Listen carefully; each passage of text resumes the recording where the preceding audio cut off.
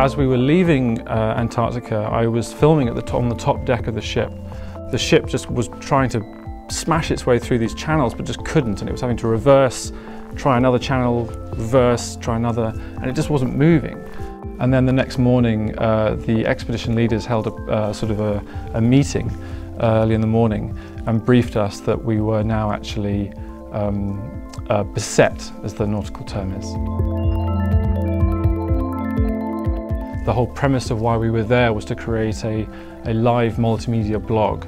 I was generally filming a lot during the day and then editing at night and not having much room to sleep. So by the time we actually got stuck, I had already been awake for about 4 or 5 days without much sleep.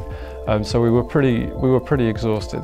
Remote communications in Antarctica rely on portable satellite units. I was recording small video packages which I was compressing quite heavily, but even a 200 megabyte file often took anywhere between 3 to 4 hours to completely successfully send back. And often, you know, you're bracing the raw elements. So we had blizzards, we had snowstorms all pummeling us. As soon as you took your gloves off and if you touched the metal, your fingers would sting like for hours afterwards. So you risk things like frostbite.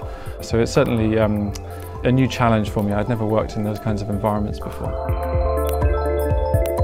First New Zealand, then Australian news networks were becoming interested in what was happening, and then American networks, the BBC, Al Jazeera, Sky, all of these different people who were just interested to know how we were doing and what was happening. And that was quite remarkable, I thought, about the technology, and despite being in one of the most hostile and extreme areas on the earth, to still be able to have a nice chat with somebody who's in a nice comfy studio 4,000 miles away was extraordinary. No matter how much communications technology you have, no matter how sophisticated your ship and all the nautical instruments, we as human beings are still very much at the mercy of nature in that situation.